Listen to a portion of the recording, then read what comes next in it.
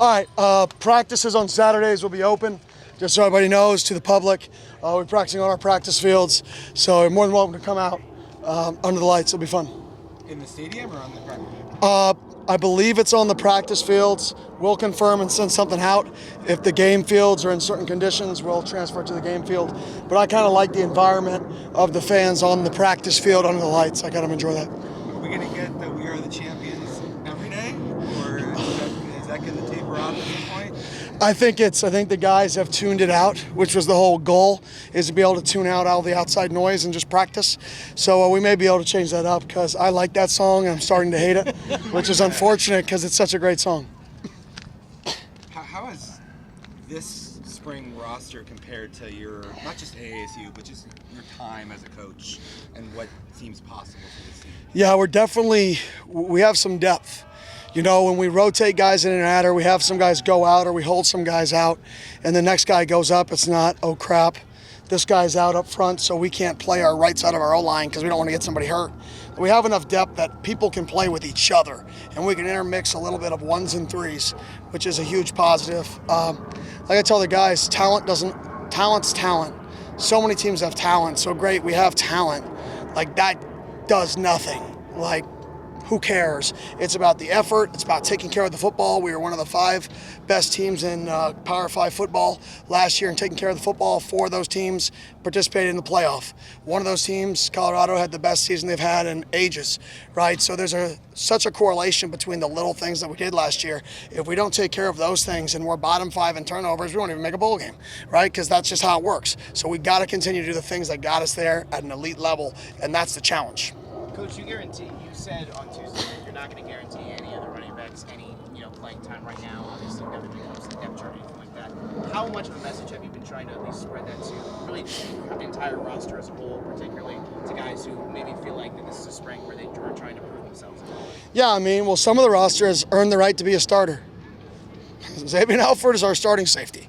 Miles Rouser is our starting boundary safety. Right, there are guys, CJ Fight, I mean, I'm not going to go on the whole list of everybody, but we have a lot of guys who have earned the right to be the starter. Then there's a lot of positions where we got a lot of open competition. And if you've earned the right to be the starter, we're only going to be as good as you. So if you become complacent, if your only goal was to start at Arizona State, I mean, then we've got the wrong players. I've recruited the wrong players. We have the wrong team. Right? Those starters' goal better to be the best version of them and to be the best team we can be. So yeah, we can name them a starter and I have no issue with that. But there are a bunch of positions where there are no starters, and it could be one of any 3 people that could end up winning a job.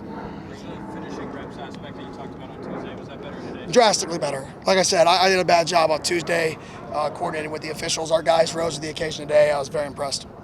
How do you feel that the guy, you're saying like the younger guys, but the older guys have just kind of shown the younger guys about the competition and everything, and how they've, I mean, I know it's only 2 practices, but the young guys adjusted so far? Yeah, I think I think some of them are still figuring it out. Our practice environment's a little bit different than other practices environment. In the middle of practice, people like stand there and watch one person lose, right? And there's a reason for that. I want you to get used to failure. Like, responding to adversity is such a difficult thing to create. So what's more adverse than 105 teammates screaming and cheering for the person who just beat you? Like, you have to respond the rest of practice with that. So we do some unique things, the weird music out here that some of the guys are just kind of getting to feel it and kind of get the feel of it. Here in the next few days when pads get on is when we'll really see some of these guys rise to the occasion or fall. Coach, you were one of several coaches at the Mullen Mayer press conference yesterday. What are you sensing about just the interconnectedness of Sun Devil Athletics right now? Yeah, I definitely think we're trying to get people here, or Graham, I love being here.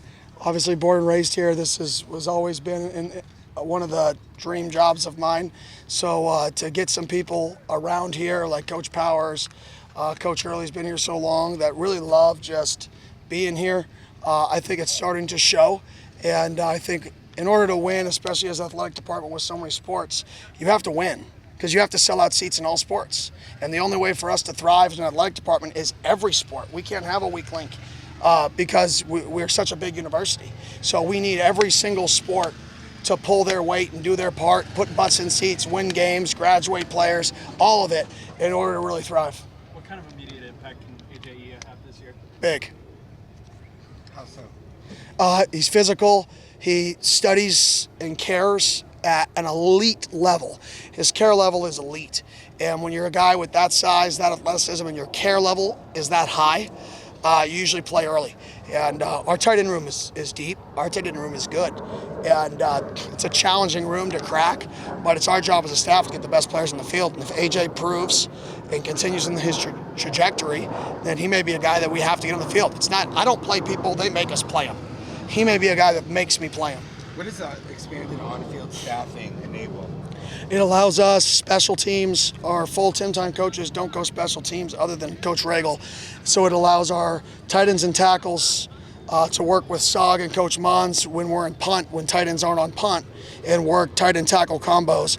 It allows our DBs that aren't in to go work with our DB coaches or whatever drill we're trying to get. It allows us to almost divide and conquer more throughout practice and in the meeting room, which we couldn't do in the past. So a little different structure with special teams this year, and I think it's going to be a positive. You kind of touched on how important is it to have that personal relationship by having open practices on Saturday with the fans? Yeah, I think it's just the more you can make your players. There's a reason you guys are out here other than to get you guys content. Our players, things are getting filmed. Have a day off. Losing a one-on-one rep. It's going on social media. Like, you can't just take a day off because everybody's going to see it. You can't just sit out a rep. And in today's day and age, right, you need as many things that can motivate guys. Guys got to know there's pressure always on them at practice. Practice cannot become complacent. It has to be like a game. So having, 1,000 fans out here in the field watching and cheering, it just gets the energy level up. It puts the pressure on a little bit. Some of the younger guys, it's what we're trying to create every day in practice, just a little bit on steroids. Yeah. Thank you. Have a good night.